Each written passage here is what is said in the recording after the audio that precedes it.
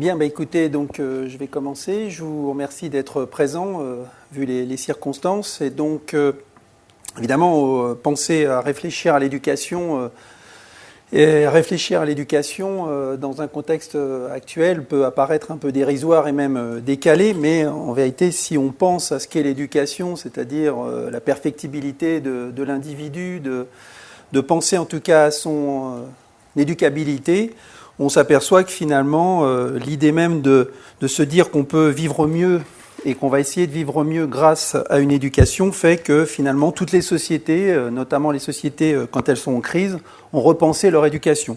Donc finalement, historiquement, on s'aperçoit que c'est une réflexion à la fois forte dans une période de crise et nous allons essayer de voir justement que l'éducation nouvelle, comme forme socio-historique, a eu aussi la présence de se penser à un moment clé de l'histoire qui était le début de l'industrialisation. Alors, pour essayer de saisir ça, justement, j'ai commencé à voir avec vous une citation qui montre un petit peu cette idée de transformation de la société. J'ai pris un des pédagogues qui est Francisco Ferrer et qui est un pédagogue espagnol, catalan, et qui peut être compris dans l'éducation nouvelle. Nous verrons d'ailleurs qu'une des discussions de l'éducation nouvelle, c'est ses contours, et donc c'est toujours complexe de savoir si un pédagogue se veut patenter, en tout cas l'éducation nouvelle, qui est plus une nébuleuse, nous allons le voir, qu'un courant de pensée. Mais si nous voyons cette citation, ne craignons pas de le dire, nous voulons des hommes capables d'évoluer sans cesse, capables de détruire, de renouveler sans cesse les milieux, de se renouveler eux-mêmes, des hommes dont l'indépendance intellectuelle sera la plus grande force, qui ne seront jamais attachés à rien, toujours prêts à accepter ce qui est mieux, heureux du triomphe des idées nouvelles, aspirant à vivre des vies multiples en une seule vie. On voit qu'à travers cette citation, la volonté est vraiment d'une transformation, pas simplement de l'individu au moment de l'apprentissage, mais pour toute sa vie. Et la notion même d'éducation nouvelle est fondée ici sur un apprentissage tout au long de la vie, et nous y reviendrons. Plus prosaïquement, donc ici, nous allons voir deux séances, aujourd'hui et la prochaine fois, donc c'est-à-dire le 2 décembre. Aujourd'hui, ce sera une vision un peu théorique ici, même si nous verrons que l'éducation nouvelle est d'abord à comprendre par les pratiques qu'elle a mis en place. Mais en tout cas, aujourd'hui, ce sera une vision, un panorama qui essaiera de brosser l'ensemble de ces courants éducatifs qui se sont regroupés dans une appellation qui est celle de l'éducation nouvelle. Et puis, le 2 décembre, ce sera une étude de cas d'une pédagogie particulière, qui est la pédagogie d'Ovide de Crowley. Et je prendrai à partir, évidemment, de la vie d'Ovide de Crowley, mais jusqu'à aujourd'hui, pour essayer de comprendre les mutations d'une pédagogie, et en tout cas de comprendre un petit peu son évolution. Ensuite, l'intérêt, aujourd'hui en tout cas, dans notre première séance, c'est donc, j'ai pris 3 parties qui vont essayer de cadrer un peu quelques réflexions. L'ambition n'est pas de tout dire, parce que vous allez voir que c'est une nébuleuse assez complexe à comprendre, complexe par le nombre des personnes qui l'ont composée, mais aussi complexe parce qu'elle s'est retrouvée sur l'ensemble du continent européen et même extra-européen. Donc je prendrai 3 parties. La première partie, le premier cadrage, ce sera une histoire donc pas si nouvelle, une éducation pas si nouvelle, puisque finalement date du 19e siècle, et ça nous permettra de voir un petit peu la perception de cette éducation nouvelle.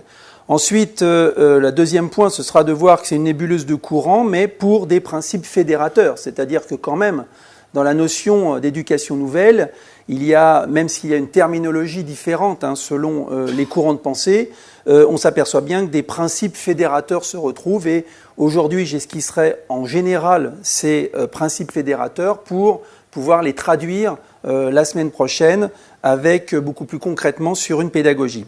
Et puis la troisième partie qui sera en vérité plutôt une non-conclusion, puisque nous nous retrouverons la semaine prochaine, c'est de voir que l'éducation nouvelle, est-ce qu'elle a encore un sens aujourd'hui dans sa terminologie. Alors, pour commencer, pour préciser les choses, j'ai repris un texte qui nous montre un petit peu la mythologie aussi de cette éducation nouvelle. J'ai pris le texte d'Adolphe Ferrière, que nous reverrons, c'est le grand organisateur finalement de cette éducation nouvelle. Et il fait ce poème assez connu qui ici essaye de regrouper ce qu'est l'éducation nouvelle pour lui. Et donc cette phrase simple au départ est sur les indications du diable. On créa l'école. L'enfant aime la nature, on le parqua dans des salles closes. L'enfant aime voir son activité servir à quelque chose, on fit en sorte qu'elle n'eût aucun but. Il aime bouger, on l'obligera à se tenir immobile. Il aime manier des objets, on le mit en contact avec des idées.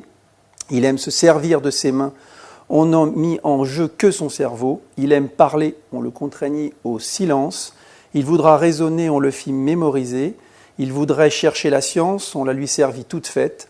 Il voudrait s'enthousiasmer, on inventa les punitions. Alors les enfants apprirent ce qu'ils n'avaient jamais appris sans cela. Ils surent dissimuler, ils surent tricher, ils surent mentir. Évidemment, cette phrase, ce pamphlet d'Adolphe Ferrière, qui est en 1921, au moment même où se crée le congrès de Calais, qui va structurer du point de vue international l'éducation nouvelle, marque finalement, et je vais simplement traduire un petit peu certains des points, mais on voit très bien qu'à travers ce pamphlet, il amène tous les éléments qui sont ceux de l'éducation nouvelle, c'est-à-dire la notion de faire vivre l'enfant, c'est-à-dire de se servir de la vie pour apprendre et pas simplement d'être dans un cadre. L'observation aussi de l'enfant, évidemment, va nous amener à cette éducation nouvelle, puisque ce sont des mouvements de réflexion aussi qui ont amené l'éducation nouvelle à pouvoir se développer à la fin du XIXe siècle. Donc il y a une mythologie véritablement quand on regarde, c'est-à-dire que là on voit un élément extrêmement fort, et la difficulté d'ailleurs de l'éducation nouvelle pour sa compréhension, c'est la question des sources et des archives. Bien sûr, là nous avons Ferrière qui est un militant actif de l'éducation nouvelle, donc on comprend très bien ce qu'il essaye de faire. Il essaye de, le diable étant l'enseignement jugé traditionnel, et donc il propose une alternative ici concrète. Mais on a un discours qui est évidemment un discours de militant. Et c'est une vraie difficulté puisque, en vérité, les ouvrages, pendant très longtemps, qui ont été écrits par l'éducation nouvelle, ont été évidemment par des militants des différents courants de pensée et qui ont donné donc une vision aussi idéalisée de ces mouvements, idéalisée de tous ces courants de pensée. Et il a fallu finalement attendre assez longtemps, c'est-à-dire dans les années 1980, où on a les premiers textes de recherche sur l'éducation nouvelle. Donc ça aussi, ça peut être quelque chose d'assez surprenant. On s'est peu intéressé, du point de vue de la recherche, à l'éducation nouvelle. On savait qu'elle existait, mais on avait l'impression, en tout cas, que le discours prônait véritablement, était absolument sans aucun critique, et surtout, on ne remettait pas en cause les pratiques mêmes qui étaient développées et on ne cherchait pas à les évaluer. Et donc, depuis les années 80, plusieurs chercheurs, et notamment du côté suisse, c'est-à-dire notamment Daniel Hamlin, a pensé l'éducation nouvelle en la réfléchissant, en tout cas, à la fois dans sa diversité de ses courants, qui rend évidemment très complexe certaines recherches, mais aussi en essayant de trouver le point commun, le côté fédérateur et le côté alternatif que pouvaient représenter ces différents courants. J'ai dit un problème aussi d'archives, parce que évidemment, ce sont aussi des courants qui ont vécu, qui ont d'abord pensé à construire, à expérimenter, mais qui n'ont pas nécessairement pensé à garder. Et on sait toute la difficulté, évidemment, du côté de l'historien, de sans source, évidemment, d'être pouvoir reconstituer, interpréter des événements. Et donc ça, c'est une difficulté. L'exemple souvent donné, c'est que la pédagogie Montessori, par exemple, est très bien connue, puisque Montessori a beaucoup écrit, Maria Montessori, dont je reparlerai, a beaucoup écrit, elle a beaucoup structuré sa pensée, mais des historiens, depuis 20 ans, se rendent compte qu'évidemment, ce qui est assez logique, elle s'est appuyée sur des éléments effectifs qui existaient en Italie, et notamment des sœurs Agazzi. Donc elle ne leur a pas tout pris, mais en tout cas, elle a pris à ces deux pédagogues énormément de choses, et les sœurs Agazzi sont très peu connues parce qu'il n'y a aucune archive véritable, concrète, qui a été gardée. Et il y a même eu d'ailleurs de la part de Montessori des tentatives pour reprendre un petit peu des éléments connus des sœurs et sans même, en tout cas, faire le copyright nécessaire. Donc on voit très bien qu'il y a en plus, au sein des courants, des discussions qui se posent parce que la recherche nous pose problème à chaque fois par le côté embryonnaire et le manque véritablement de sources. Ensuite, dernier élément, c'est qu'évidemment, ce sont des courants vivants jusqu'à aujourd'hui, la plupart. Et donc, s'attacher à une réflexion sur ces courants, c'est aussi penser ces courants aujourd'hui, qu'on le veuille ou non, faire de l'histoire, c'est quand même se servir du passé, regarder dans le rétroviseur, mais pour le penser aujourd'hui. Et on voit bien que les attaques dont ont été contre certains mouvements, ici pédagogiques, ont fait que justement s'intéresser à ces mouvements, réfléchir, les critiquer, les analyser, était aussi une discussion complexe des conséquences qui pouvaient être faites pour ces propres mouvements. Et donc on voit bien la difficulté de réfléchir un petit peu à cette éducation nouvelle. C'est une question qui reste encore sensible, on va dire, du point de vue de la recherche, et on voit bien qu'il y a toujours des discussions, en tout cas, entre chercheurs sur les interprétations qui pourraient être faites, en tout cas, sur cette notion. Dernier élément, évidemment, là, qui est pris, c'est que l'idée même de l'éducation nouvelle, c'est s'appuyer sur des choses concrètes, c'est-à-dire de s'appuyer, bien sûr, sur des réflexions d'ouvrages de synthèse, d'ouvrages de référence, mais nous verrons que la plupart des pédagogues de l'éducation nouvelle n'ont pas écrit d'ouvrages de synthèse, justement parce qu'ils estimaient que ça allait scléroser leur pensée, ça allait rendre d'un seul coup sorte de table de la loi de leur pédagogie, alors même qu'ils voulaient une pédagogie en mouvement, une pédagogie innovante qui, en vérité, ne devait pas se satisfaire du présent et de la routine et qui, au contraire, devait évoluer en permanence. Et donc, ça aussi, c'est une gêne, on va dire, d'un côté, mais c'est une gêne très compréhensible ici. L'autre élément qui reste, bien sûr, aussi de ces éléments, c'est que ces pédagogues ne se sont pas intéressés qu'à l'école. C'est-à-dire que là, j'aurais une vision à certains moments un peu, comme on dit, scolarocentrée, c'est-à-dire se fixer sur l'école, mais ces pédagogues s'intéressent à l'éducation au sens général. Et donc, il y a tout un pan de l'éducation nouvelle, très complexe à repérer, lié au scoutisme, par exemple, qui montre en tout cas les liens forts, construits, réfléchis, justement, et assumés de certains pédagogues entre, justement, l'école et l'extérieur de l'école, l'école étant pour eux un pis-aller, c'est-à-dire un moyen, puisqu'on est dans un espace, mais ne devait pas être l'espace central d'apprentissage. Donc ici, ça nous montre aussi des contours, ici, et des facettes qui sont assez complexes à réfléchir, mais qui ont aussi, évidemment, leur intérêt et qui donnent vie, véritablement, à cette éducation nouvelle. Alors, concrètement, d'abord aussi, cette éducation nouvelle, qui apparaît justement à la fin du 19e, et nous allons de le voir, c'est d'abord une nébuleuse de pédagogues.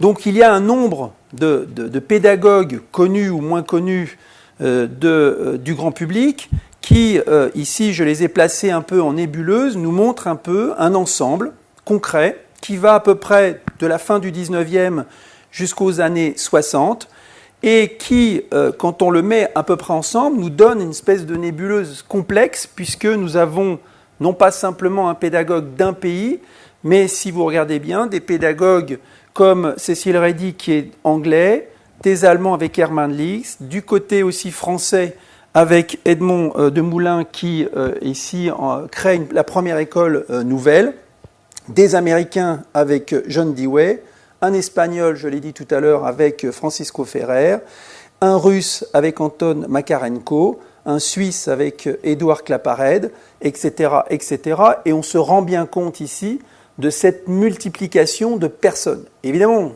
je mets ici toutes ces personnes ensemble, parce que là, ici, c'est cette nébuleuse, j'allais dire, de pédagogues patentés de l'éducation nouvelle. Mais on aurait pu en rajouter beaucoup qui se retrouvent à la périphérie, ici, des mouvements et qui sont en lien. Donc je m'intéresserai ici à comprendre aussi ces personnes qui sont déjà très nombreuses, qu'est-ce qui a fait leur point commun, pourquoi ils se sont intéressés véritablement à cette éducation, puisqu'au départ, tous n'étaient pas des pédagogues, ils sont devenus pédagogues justement pour différentes raisons.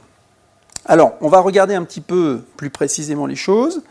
C'est d'abord cette éducation nouvelle, elle a toujours gardé en tête des précurseurs, donc je mets mythifiés. C'est-à-dire que dans les textes des pédagogues du XIXe siècle, il y a des références absolument importantes pour eux.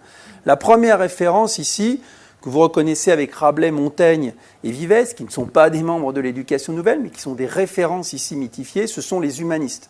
Cette éducation nouvelle se veut véritablement héritière d'une éducation humaniste, et notamment avec l'espagnol Vives, qui demandait en tout cas qu'on sorte de l'éducation scolastique et qu'on essaye d'avoir quelque chose de concret, notamment avec des langues vivantes. Avec Rabelais et Montaigne, pareil, c'est-à-dire de faire confiance à l'enfant. Donc ce sont des références ici extrêmement fortes. Les deux références plus concrètes, on va dire, de l'éducation nouvelle sont évidemment Comenius, mais j'allais dire que toute personne qui pense à l'éducation à partir du XVIe siècle, XVIIe siècle, place Comenius véritablement comme une référence, sans d'ailleurs savoir véritablement toute sa pensée, mais simplement dans l'idée que l'enfant, que l'écolier est aussi un enfant, et que cet enfant véritablement a un statut. Et c'est ça qui est important ici, avec ces précurseurs, ici mythifiés quelque part, parce que souvent mis en avant, mais très peu réfléchi, puisque, et là aussi, il y a un problème de source. Alors, j'ai cité aussi l'anglais Locke, parce que ça nous résume un petit peu ce que sont ces précurseurs. Ici, vous le voyez dans cette citation, c'est l'idée de marquer que l'éducation ne doit pas consister à préparer l'enfant à l'avenir ou à le modeler de certaines façons, elle doit être la vie même de l'enfant. C'est à partir du développement concret de l'enfant, de ses besoins et de ses élans, de ses sentiments et de ses pensées, que doit se former ce qui sera, grâce à l'aide intelligente du maître, les éducateurs ne peuvent avoir d'autres prétentions. Donc on voit aussi cet élément très très fort qui marque ici ces précurseurs, mais qui sera évidemment un élément fort de l'éducation nouvelle, c'est cette confiance aussi dans l'enfant et se dire aussi que l'enfant n'est pas un moule, et c'est la deuxième partie de la citation, où on voit l'idée néfaste que tous les enfants doivent être jetés dans le même moule. Chaque enfant est un être unique, et le but ultime de toute éducation est de prendre l'enfant avec tous ses défauts, ses imperfections, ses possibilités, telles que la nature nous l'a fournie, et d'en tirer le mieux possible. Donc ici, on voit bien que ce texte, qui est marqué Locke, qui est John Locke, mais qui aurait pu être donné véritablement par un pédagogue du 19e, résume véritablement que la préoccupation de ces éducateurs et ces pédagogues du 19e n'est absolument pas nouvelle. Ensuite, il y a les références. Ce n'est pas tout à fait la même chose, des références. Et ici, les références évidemment clés, c'est Jean-Jacques Rousseau. Pour tous les pédagogues d'éducation nouvelle, encore une fois, peut-être un peu aussi mythifié, mais c'est vrai que l'Émile marque, du côté philosophique, la première fois une véritable rupture dans l'intérêt central qu'on va avoir de l'enfant, vu aussi comme l'avenir d'un pays et vu aussi comme un être, en réalité, bon par nature. Vous avez toute une autre série, j'ai placé quelques références données dans les textes, en tout cas des pédagogues, c'est aussi Condorcet. Condorcet, ça nous intéresse aussi parce que l'éducation nouvelle, ce n'est pas simplement une réflexion sur l'enfant, mais c'est aussi une véritable pensée sur une nouvelle structure, sur des réformes qui peuvent être faites. Je pense que là aussi, dans les écrits, en tout cas sur l'éducation nouvelle, puisqu'ils viennent souvent des pédagogues, on a l'impression qu'on a un maître avec une école. On s'aperçoit que la plupart de ces pédagogues ont pensé aussi à réformer l'ensemble de leur pays, ou en tout cas de leur région, et n'ont jamais pensé à être une chapelle et de rester en tout cas entre eux. Certains un petit peu ont eu cette tendance, mais la plupart ont quand même pensé d'abord à élargir. Ils devaient être un exemple pour ensuite l'ensemble du pays. Et en prenant Condorcet, c'est une réflexion sur l'éducation nouvelle, forte, qui a été faite à partir de la Révolution française, sur des fondements humanistes, mais qui essayait aussi de structurer véritablement quelque chose. Condorcet n'est pas un pédagogue, mais il a pensé véritablement un système scolaire qui pouvait être fondé sur l'enfant, qui n'a pas évidemment été laissé. Et puis, dans ces références, il y en a de multiples, donc je ne vais pas tous les prendre, mais on en reparlera un peu la semaine prochaine, puisque De Crowley rappelle aussi ces références, mais c'est Pestalozzi, le Suisse, qui là est la référence, j'allais dire, plus concrète. C'est le continuateur de Rousseau, mais avec la création d'une école, ou en tout cas d'une communauté éducative, où l'enfant, véritablement, est, on dirait, au centre des préoccupations, et l'enfant, pour la première fois, dans ses besoins et ses intérêts. Et il reste, évidemment, Pestalozzi est véritablement le pédagogue, le premier pédagogue dont se réfèrent ces pédagogues d'éducation nouvelle. Il y a toute une série ici, donc je ne vais pas tous les prendre, mais c'est pour montrer aussi la variété de l'ensemble.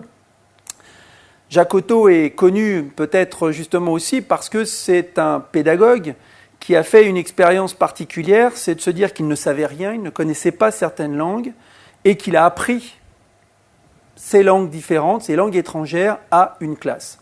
Et donc il en a tiré ici, par exemple, aussi une notion, c'est que finalement les enfants, à un moment donné, face à une contrainte, face en tout cas à une volonté, une motivation, vont pouvoir développer ici des apprentissages que même le maître ne connaît pas. Donc c'est un petit peu toujours le côté paradoxal ici qui a été donné. Froebel est mieux connu puisqu'en vérité c'est lui qui est l'initiateur en vérité de ce qui sera les écoles maternelles et notamment du jeu dans les classes et de s'intéresser pour les plus jeunes ici au jeu comme moyen d'apprentissage véritablement. Itard, on le connaît aussi puisque là c'est justement cet apprentissage de l'enfant sauvage, c'est-à-dire de prendre un enfant qu'il a trouvé, en tout cas dans l'Aveyron, et qu'il essaye, et que, mieux connu avec le film de François Truffaut, mais l'expérience d'Itard de prendre un enfant qui n'a aucun signe extérieur, qui semble sourd, qui ne parle pas, etc., et comment cet homme va s'intéresser à cet enfant et essayer de lui donner justement une motivation et des intérêts pour ensuite accepter en tout cas les apprentissages.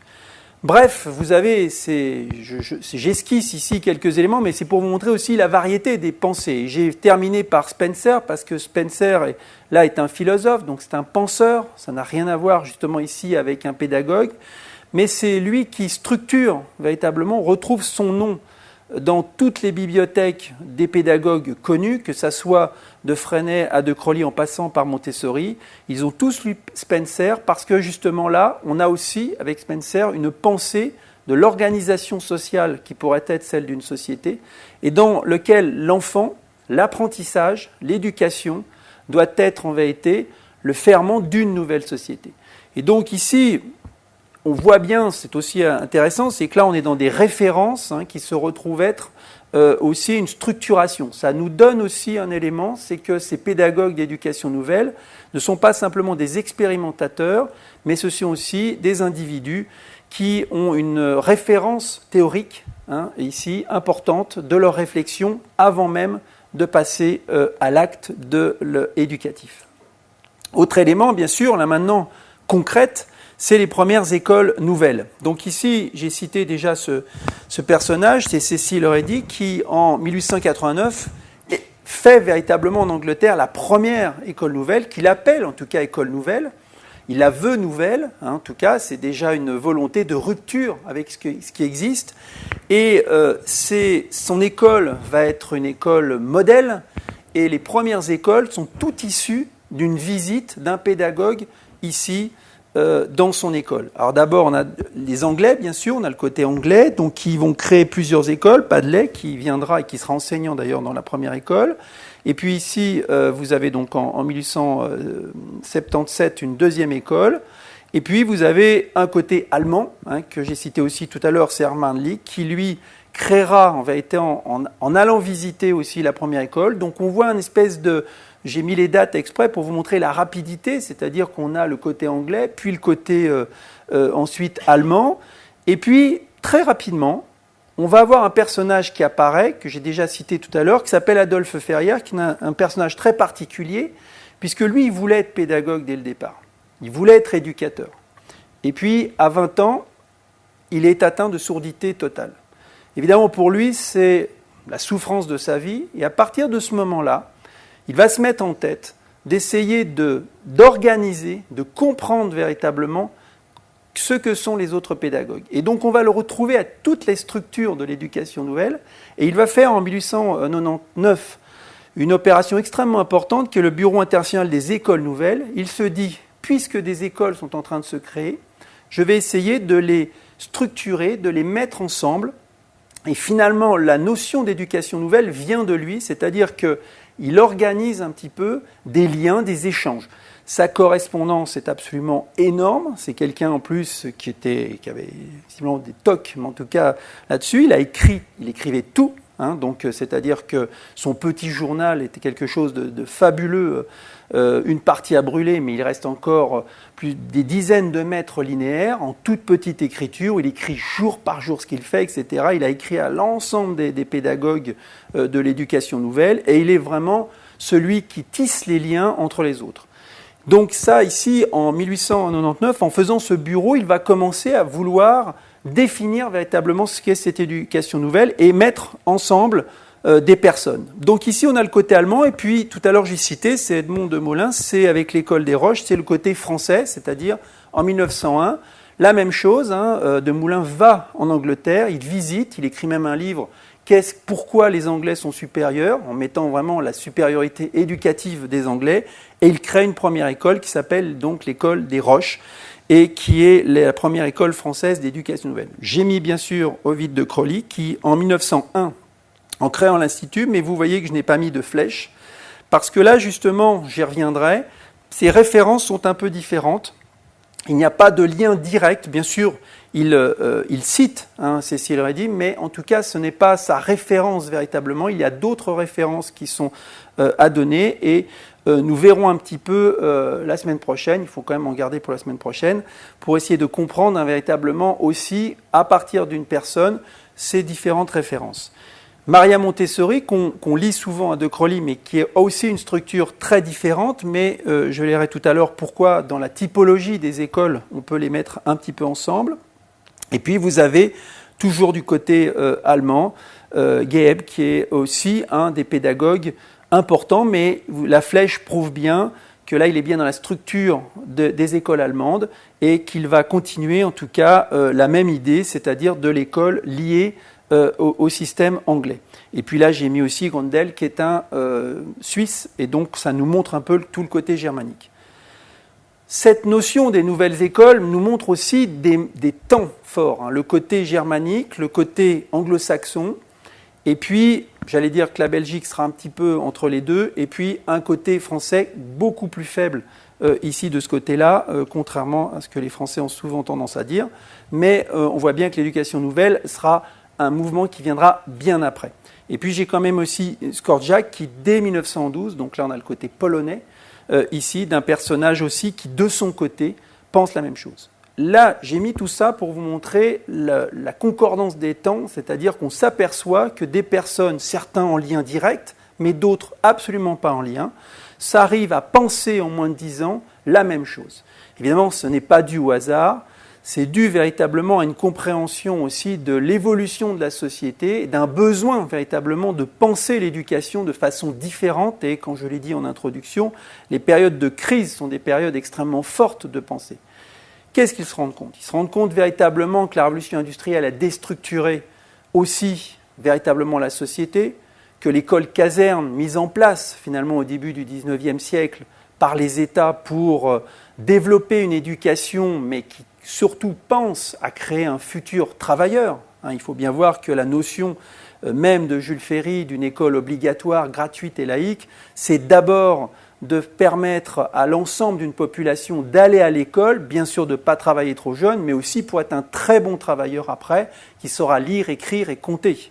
Et donc on voit bien aussi que cette notion ici est importante. J'en reparlerai.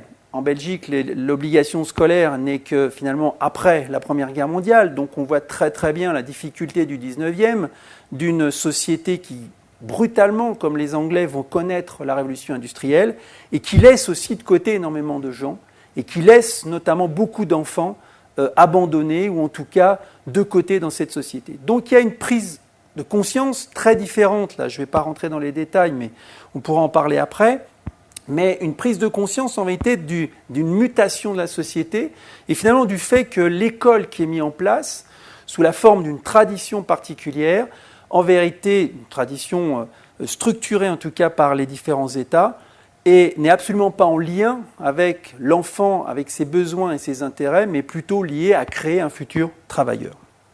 Alors, j'ai aussi ouvert pour placer les choses, c'est qu'il n'y a pas qu'un courant européen, parce qu'en disant ça, on a l'impression qu'il n'y a que les Européens, mais il y a aussi un courant américain qui s'intéresse à l'éducation nouvelle, j'en parlerai un peu moins, mais il est très particulier, très intéressant. Le plus connu de ses représentants, c'est Dewey, qui, en vérité, représente bien ce qu'est ce courant américain. C'est un chercheur, c'est un philosophe. Et c'est quelqu'un qui va, dès le départ, accrocher une école expérimentale à l'université. C'est un système américain. D'ailleurs, c'est ce que fera Angelo Patri, puis ensuite, dans le plan Dalton en 1919 et en 1922, les Américains auront tendance à faire ça, et Stanley Hall aussi, c'est-à-dire de mettre une école expérimentale liée avec des chercheurs. C'est-à-dire que les chercheurs font des enfants un peu cobayes, quelque part, réfléchissent énormément. Leurs travaux auront beaucoup d'influence en Europe. C'est-à-dire qu'on s'aperçoit que les Européens auront tendance à créer beaucoup plus d'écoles, mais s'appuieront beaucoup sur les réflexions.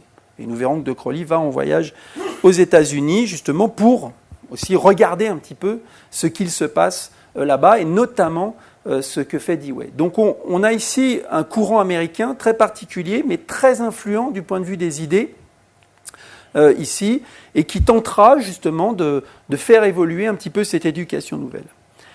Maintenant, si j'essaye de classer un peu, parce que là j'ai l'impression de parler d'une nébuleuse et je ne voudrais pas qu'on s'égare trop, il y a d'abord un premier courant qu'on repère, c'est celui de ce qu'on a appelé les médecins éducateurs et les psychologues qu'on va mettre ensemble.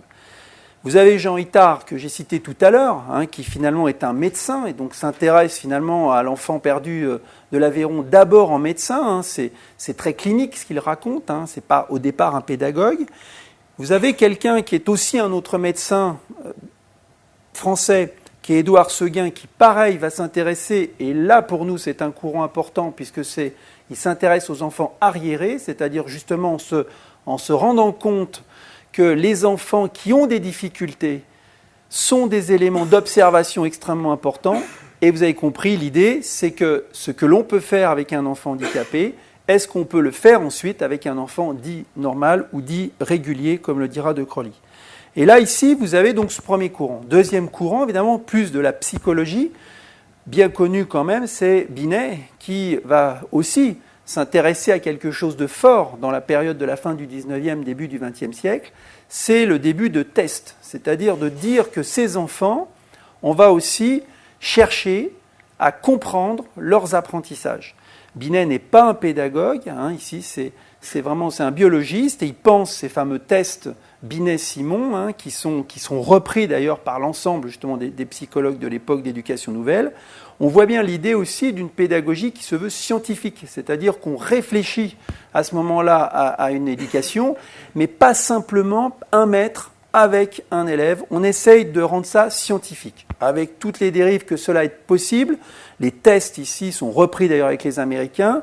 On les reprend de façon très aussi théorique. Il faut bien penser qu'après la Première Guerre mondiale, les pays s'étant détruits en Europe, il faut reconstruire les pays très rapidement, et que finalement ces tests doivent aider à développer très rapidement les compétences de certains enfants pour les mettre à la bonne place ensuite dans le futur pays à reconstruire. Donc l'influence ici de Binet est extrêmement forte. Nous verrons, mais la semaine prochaine, que De Crowley a des liens forts ici avec Binet dans la construction des tests qui resteront extrêmement importants.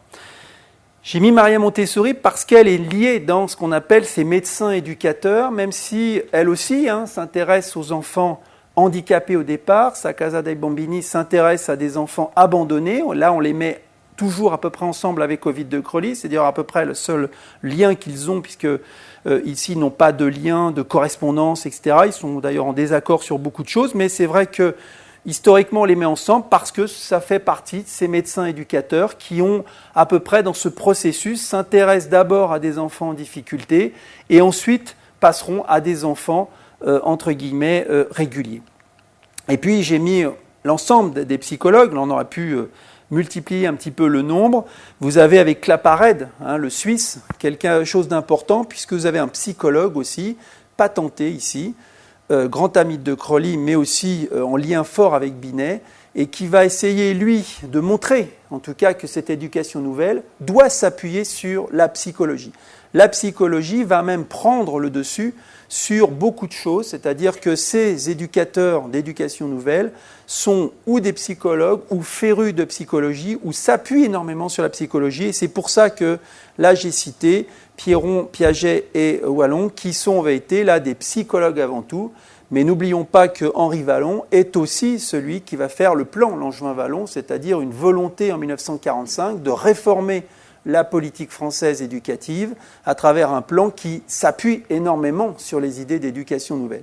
Et donc, ces médecins éducateurs qu'on met un peu ensemble, de façon, certaines fois, j'essaye de le montrer là, artificielle, ils ne se connaissent pas toujours tous, mais on voit bien qu'ils représentent une lignée forte qui nous donne une définition de ce qu'est l'éducation nouvelle. Ensuite, on peut placer le courant libertaire, entre guillemets. C'est-à-dire que ce courant libertaire, qui est un autre courant qui n'a rien à voir avec le premier courant, avec des penseurs. On s'aperçoit que tous les penseurs d'éducation libertaire, anarchistes, se sont intéressés à l'éducation et ont proposé une autre éducation. Et là, vous avez un deuxième pan assez fort. Ici, Proudhon, Bakounine ne sont pas des pédagogues. Mais à chaque fois dans leurs écrits, vous avez une réflexion très forte sur l'éducation comme moyen, comme outil de transformation de la société.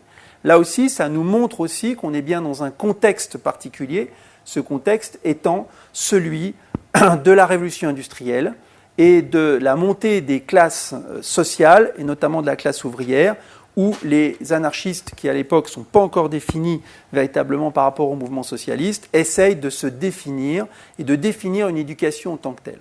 Donc là, ce sont, un peu comme tout à l'heure, des références. Par contre, le courant libertaire va avoir énormément d'expérimentateurs, d'écoles, qui vont s'appuyer sur les idées, bien sûr, des libertaires, mais qui font partie du mouvement d'éducation nouvelle. Vous avez d'abord Tolstoï, on connaît évidemment plutôt comme écrivain, mais qui a une école et au sein de sa maison va créer une communauté éducative qu'il veut de liberté, mais aussi avec, d'ailleurs, une des caractéristiques de Tolstoï, un côté très autoritaire de la part du maître, un maître très charismatique qu'est Tolstoï, mais aussi très dur avec les élèves, mais aussi qui montre ce côté de liberté totale qu'il laisse dans les apprentissages.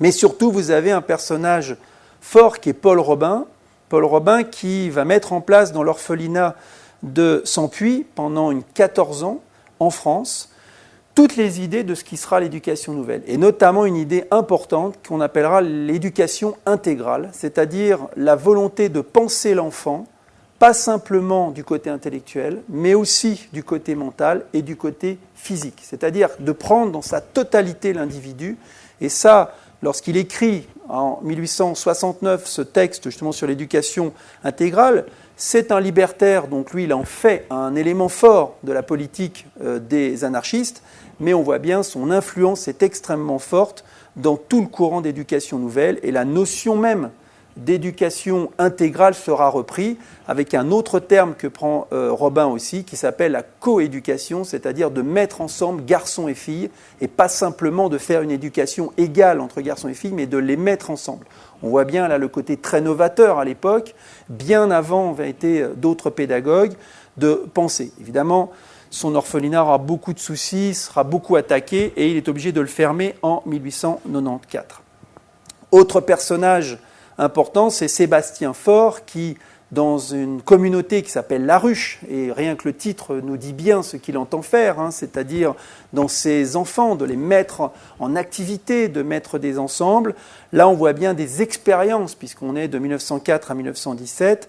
On voit bien aussi la césure que représente la Première Guerre mondiale, extrêmement dure ici pour toutes ces tentatives, ici pédagogiques. Mais avec Sébastien Faure, on a aussi une tentative extrêmement intéressante, en lien là aussi avec les pédagogues d'éducation nouvelle. Et puis j'ai cité tout à l'heure Francesco Ferrer, qui même si son école n'a duré que 5 ans, a aussi une référence extrêmement forte. Là, on a un lien direct. Francisco Ferrer veut continuer la politique de Robin, c'est-à-dire une école où il y ait une coéducation, où il y ait aussi il n'y ait pas de punition, où il n'y ait pas de notes, etc. Et donc il met en place, dans une hostilité terrible de la monarchie qui amènera en 1909 à son assassinat après un procès politique, donc une fin de vie extrêmement dure. L'école est obligée de fermer en 1906, mais donnera jour en vérité à tout un courant de pensée que l'on retrouve après, justement en 1914, dans des écoles rationalistes de Ferrer, au moment de la République espagnole. Et ce n'est pas un hasard, si vous avez vu le nom, l'école moderne sera repris dans le nom par Célestin Fresnel, c'est le nom qu'il utilisera, en référence aussi avec ce mouvement libertaire. Fresnel n'appartient pas directement au mouvement anarchiste, pourtant, quand il crée son école en 1935 à Saint-Paul-de-Vence, il ne va pas, ce n'est pas un hasard, Saint-Paul-de-Vence, c'est un fief extrêmement important de communautés justement libertaires qui se retrouvent autour. Et donc Fresnel, en allant à Saint-Paul-de-Vence, va en vérité retrouver, et ses premiers élèves sont d'ailleurs issus de parents qui viennent des mouvements libertaires, et en reprenant en plus le nom d'école moderne, il se veut dans la lignée véritablement de Francisco Ferrer. J'ai bien sûr aussi cité, plus connu évidemment, c'est Niels avec les Libres enfants de Summerhill, le livre, puisqu'il a su extrêmement bien, lui aussi, amener une connaissance de son école, mais avec Summerhill, à partir de 1921, vous avez ce courant libertaire qui est issu ici du courant libertaire, mais qui se développe dans l'éducation nouvelle, Niels étant un des dirigeants de l'éducation nouvelle, Niels aussi étant un caractère particulièrement difficile et donc se disputera à peu près avec tous les pédagogues qu'il rencontrera au cours de sa vie. Alors ça c'est une chose, un autre courant qui est beaucoup moins connu, c'est le courant théosophique.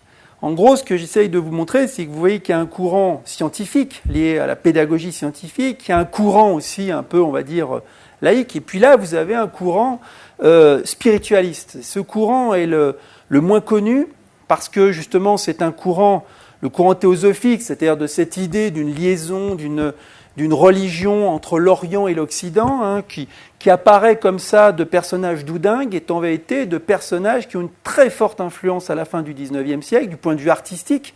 Delville est le premier secrétaire, ici le peintre belge Delville est le premier secrétaire de la Société théosophique ici donc à Bruxelles.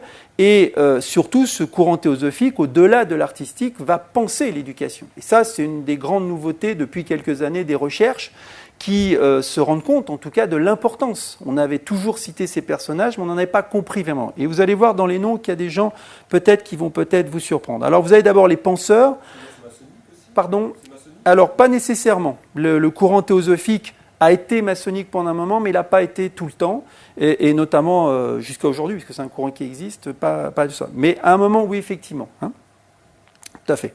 Alors là, par exemple, je cite, c'est-à-dire que dans les réalisations, vous avez Maria Montessori. Vous voyez, là, c'est pas du tout maçonnique, mais dans ce côté spiritualiste, elle a été pendant longtemps membre justement de la Société théosophique dans cette idée de spiritualité. Et donc, ça, c'est intéressant parce que on voit bien aussi que sa réflexion ici de ce courant ici n'est pas simplement un courant d'intérêt de l'enfant, de ses besoins, mais aussi ce côté spirituel qu'il faut développer à travers. Et là, il y aura énormément d'exemples.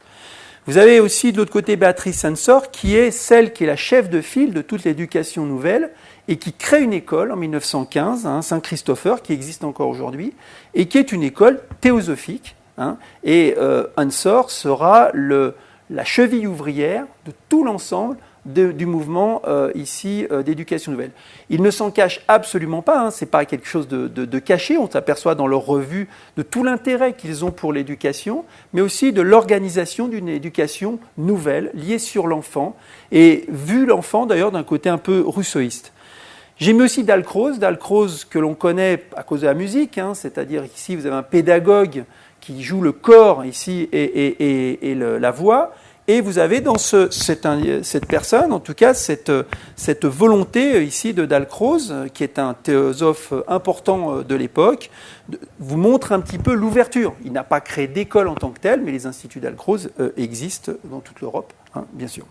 Et puis Steiner évidemment, qui est le plus connu peut-être des théosophes, qui lui va se disputer d'ailleurs avec le mouvement théosophique pour créer ce qu'on va appeler l'anthroposophie, c'est-à-dire que là c'est une notion un peu différente, mais c'est un glissement de la théosophie.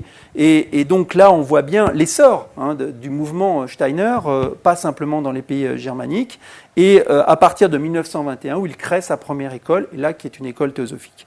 Et puis vous avez, mais ça j'en parlerai plutôt la semaine prochaine aussi, le docteur Nissen, qui vient de Hollande et qui crée en tout cas un établissement aussi théosophique à Bruxelles, à Uccle, et qui durera pendant l'entre-deux-guerres, et qui sera une communauté éducative extrêmement intéressante, très riche ici, et qui s'intéressera d'ailleurs beaucoup plus aux adolescents, et ce qui est aussi une caractéristique, alors que les éducateurs d'éducation nouvelle s'intéresseront beaucoup plus à l'enfant et à la petite enfance. Et puis le dernier, c'était pour le mouvement théosophique, qui est Krishnamurti, les nombres d'écoles dans le monde ici, et là aussi vous avez quelqu'un issu du courant théosophique. Là, on ne va pas dire que c'est l'éducation nouvelle, c'est pour aller un peu plus loin, mais c'est pour montrer la structuration ici, de la complexité, certaines fois on dit de l'éducation nouvelle, parce que, évidemment, les contours sont ici extrêmement différents. Dernier courant issu, et peut-être qu'on connaît moins aussi de l'éducation nouvelle, les deux derniers étant un peu nouveaux, c'est aussi ce que j'ai appelé rapidement un courant communal. C'est-à-dire qu'il ne faut pas penser nécessairement ces pédagogues comme des individus seuls qui créent véritablement leur école, comme Tolstoï l'a un peu fait, c'est-à-dire que c'était seul, mais on s'aperçoit que la plupart des pédagogues étaient en lien, notamment avec les communautés. Et là, je vous ai donné 3 exemples, et la semaine prochaine, je reviendrai aussi, puisque De Crolly est inspecteur, en vérité, des écoles de la ville de Bruxelles, donc on voit bien qu'il y a des liens, véritablement, ici. Le premier, évidemment, c'est avec Alexis Leuss, qui, avec l'école modèle de Bruxelles, qui est créée en 1875 avec la Ligue de l'enseignement, est un élément important de volonté de transformer l'éducation au sein de la ville de Bruxelles. Ils ont fait un modèle, donc c'est la Ligue de l'enseignement qui le crée, et en 1878, elle se moule dans la ville de Bruxelles, elle devient un établissement de la ville de Bruxelles, et elle essaye d'influencer véritablement toutes les réformes éducatives de la ville de Bruxelles jusqu'à changer le programme de la ville de Bruxelles en 1922. Donc ici, c'est pour montrer que ce n'est pas un courant nécessairement d'une personne ou lié en tout cas par un chef charismatique, mais aussi ce sont des pédagogues. Et finalement, Sluis et De Crolly sont les deux pédagogues. De Crolly mieux connu aussi à l'extérieur. Sluis est resté en été sur la ville de Bruxelles, mais son influence est beaucoup plus forte, en tout cas à l'époque, que De Crolly, sans aucun doute, sur sa force, en tout cas, en se liant sur la ville de Bruxelles et en s'appuyant, en tout cas, sur les différents pouvoirs locaux à Bruxelles. Et puis j'ai mis de l'autre côté, parce que ça c'est aussi assez nouveau et c'est un courant qui a été peu étudié, c'est Lytard, qui est un pédagogue hollandais, beaucoup moins connu aussi, mais qui a créé des écoles dans la ville de La Haye, des écoles publiques. Lui, il est moins connu aussi parce que c'est aussi un côté religieux, mais même si lui ne l'est pas, mais en tout cas, il y a une notion de croyance, mais il y a dans cette volonté de la ville de La Haye de transformer véritablement. Et là, je dis ça parce que, par exemple, Amélie Hamed, qui, au début de sa carrière, va visiter justement La Haye, et De Crolly lui demande d'y aller pour voir un petit peu ce qui s'y passe, pour comprendre véritablement le système qui a été mis en place par Lytard, qui, vous voyez, décède en 1916, et donc va donner ici tout un courant, et l'école hollandaise, encore aujourd'hui, c'est une référence importante ici de réforme au sein d'une commune. Et puis le troisième, avec Karchensteiner, qui en vérité dirige, là j'ai mal écrit, mais en tout cas il dirige les écoles primaires ici de Munich, et il va insuffler aussi des réformes totalement liées à l'éducation nouvelle. Et ici, là, lui est compris comme un pédagogue d'éducation nouvelle parce qu'il ne propose pas simplement de rendre plus efficace le système, mais il propose véritablement de mettre l'enfant, de changer la structure même de la forme scolaire qui était mise en place à Munich pour créer des écoles qui soient ouvertes vers l'extérieur et qui sur la vie. Voilà, donc tout ça pour donner un petit peu des éléments de structure, et puis je terminerai juste cette partie qui était la plus longue, parce que justement, à mon avis, je pensais en tout cas préciser des choses moins connues ici, c'est que tous ces individus, évidemment, ces pédagogues ont des ouvrages de référence, mais des ouvrages, certaines fois, qu'on n'a pas toujours en tête, mais qui changent un peu l'ensemble. j'ai mis exprès 5 ouvrages qui ont été marquent les 5 courants finalement de l'éducation nouvelle. Vous avez ce courant communal, et notamment c'est avec Pierre Temple, pour prendre l'exemple belge, c'est un magistrat, et il écrit en 1866 l'éducation du peuple.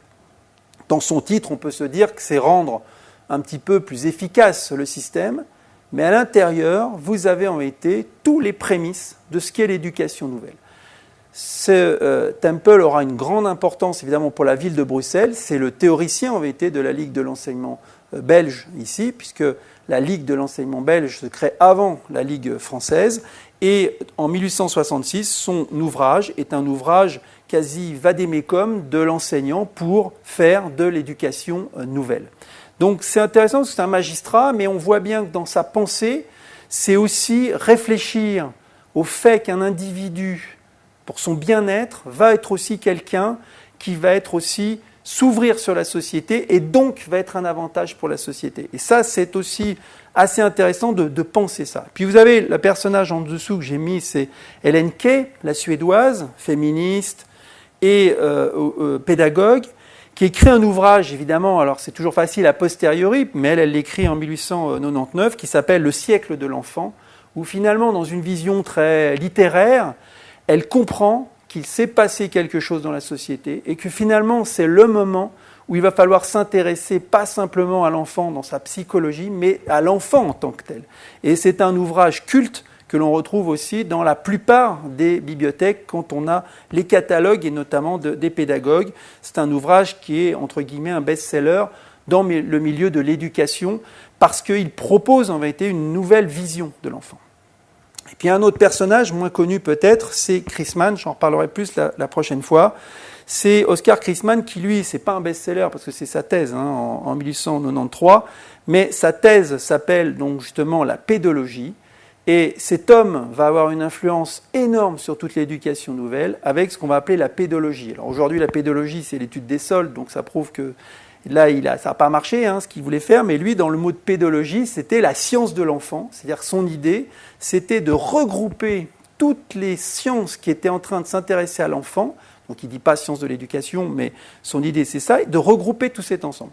En gros, si on veut aller vite, il a perdu face à la psychologie. La psychologie a pris le dessus ici, mais par contre, De Crowley se veut un pédologue pendant très longtemps. Il est en vérité un militant de la pédologie et je vous verrai d'autres noms la semaine prochaine où on s'aperçoit que c'est un courant extrêmement fort, peu étudié aussi de l'éducation nouvelle. Dewey, j'ai déjà cité en 1899, son ouvrage ici, School and Society, met en avant cette notion de l'école dans la société et de l'enfant dans la société. Et puis, Maria Montessori, parce qu'elle, en écrivant en 1904 La pédagogie scientifique, nous place bien ici un ouvrage culte aussi pour tous les pédagogues qui s'intéressent à la psychologie, mais aussi à cette pédagogie qui se veut avant tout scientifique. Donc, science, si on regarde, c'est un premier élément assez important pour comprendre cette société.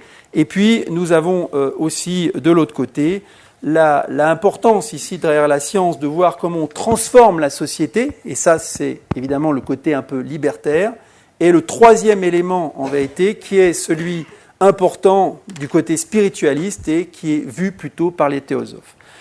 Tout ceci nous montre un peu la variété de ces courants dans leur structure et dans leur pensée. On en arrive évidemment à la deuxième partie, plus courte évidemment, les deux parties suivantes sont plus courtes, c'est de comprendre ici les principes fédérateurs. Et pour comprendre ces principes fédérateurs, on va retrouver justement Ferrière. Adolphe Ferrière se retrouve à différents éléments. L'idée, c'est que vous avez des écoles, chacun fait quand même un petit peu des choses qui se ressemblent sans se ressembler, et Ferrière a donc cette idée assez géniale pour l'époque de mettre en lien toutes ces écoles pour essayer d'établir des liens. Et donc en 1899, il fait donc ce fameux Bureau international du travail, des écoles nouvelles, et qui avait été, oui le lapsus est très révélateur, oui, alors donc des écoles nouvelles, c'est-à-dire que d'essayer de faire un lien entre ces différentes écoles. En 1912, il intègre avec l'appareil de ce qui est l'Institut Jean-Jacques Rousseau, rien que le nom aussi nous donne bien ce qu'ils entendent faire, c'est-à-dire se lier par rapport à Rousseau. Et c'est à Genève, cet institut qui existe toujours, c'est de faire en vérité le pivot des recherches sur ce qui s'appelle à l'époque la science de l'éducation, qui est encore pour Claparède la pédologie, qui deviendra la psychologie de l'enfant, et donc une réflexion d'ensemble ici qui est faite. Et puis en 1915, arrive ce qui est arrivé, évidemment, c'est assez logique, c'est-à-dire que Adolphe Ferrière fait une charte des écoles nouvelles. C'est un organisateur né, et donc il met en place ici, voilà à peu près, un programme en 30 points, qui en vérité doit regrouper. Alors, il n'est pas non plus, il est assez pragmatique, il se dit que toutes les écoles, en gros, ils ne vont pas cocher les 30 et dire à ce moment-là, on fait partie d'une école nouvelle, mais il va quand même leur dire, voilà, ça serait bien que les 2/3, voilà, ça serait quelque chose d'important. Alors, si on regarde, là, ils sont mis l'un à côté de l'autre, mais je vais essayer de les préciser un petit peu. On s'aperçoit qu'il y a 3 points. D'abord, les points, si vous regardez du point 1 au point 10, c'est sur l'organisation scolaire. C'est-à-dire que son idée, c'est de penser ces écoles d'abord comme des laboratoires scientifiques. C'est ce qu'on va appeler une pédagogie expérimentale. C'est-à-dire que pour eux, ce n'est pas simplement faire l'école, c'est s'intéresser véritablement à une observation précise de ce qui est donné.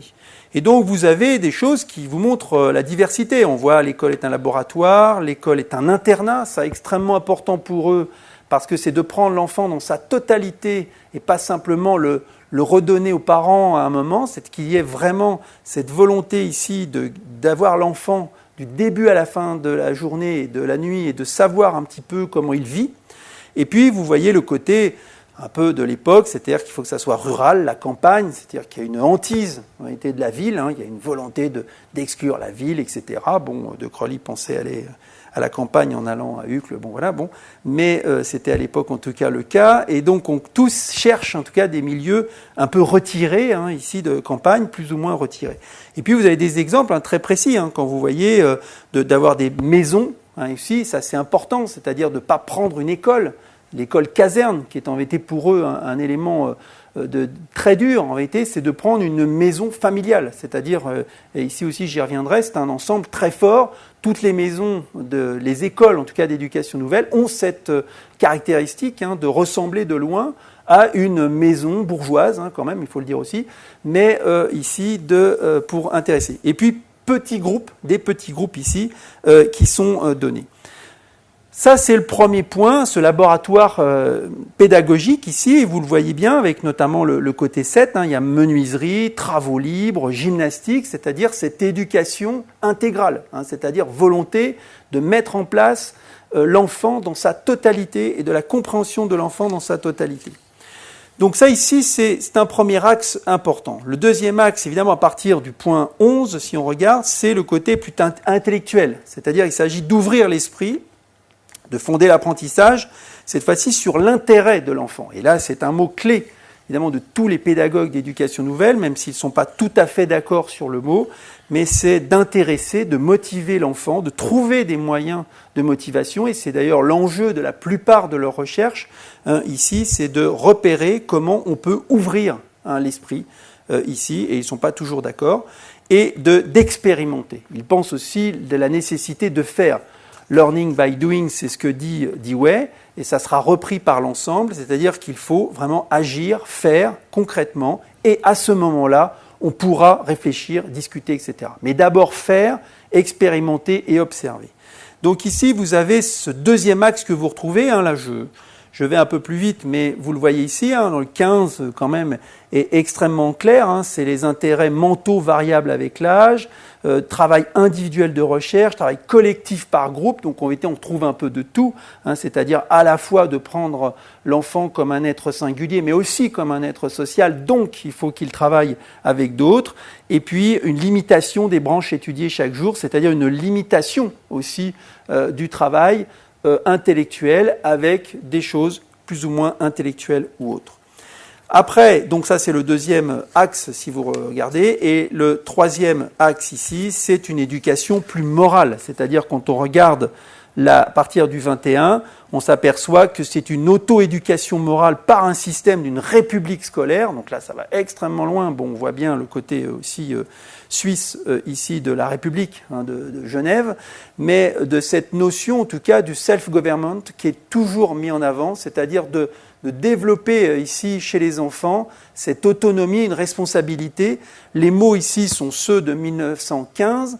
Et ici, pour regrouper, et vous le voyez aussi, le côté initiative, et aussi, par exemple, des notions importantes comme celui de la punition en relation directe avec la faute commise. C'était une véritable, ici, réflexion qui sont faites. On est ici, on peut le voir en 1915, la coupure est très forte avec l'enseignement traditionnel qui ne s'intéresse absolument pas à la notion d'évaluation ou autre. Et là, on voit bien des réflexions très construites. Donc ici, ces 30 points qui ont un côté un peu, à l'époque, qui amuse d'ailleurs certains pédagogues parce qu'ils lui répondent en lui disant on ne sait pas, à votre avis, est-ce qu'on y fait partie, est-ce qu'on n'en fait pas partie. Il y a visiblement un cloisonnement. Bon, Adolphe Ferrière n'est pas spécialement un rigolo non plus, donc c'est-à-dire qu'il va dans les écoles, il coche et il essaye de dire vous appartenez pas. Donc il se fait plus d'ennemis que d'amis. Mais ça lui permet en tout cas, et ça nous permet ici, de penser un petit peu pour la première fois, un système un peu fédérateur qui est donné ici. Et ça, son travail est évidemment un travail extrêmement fort.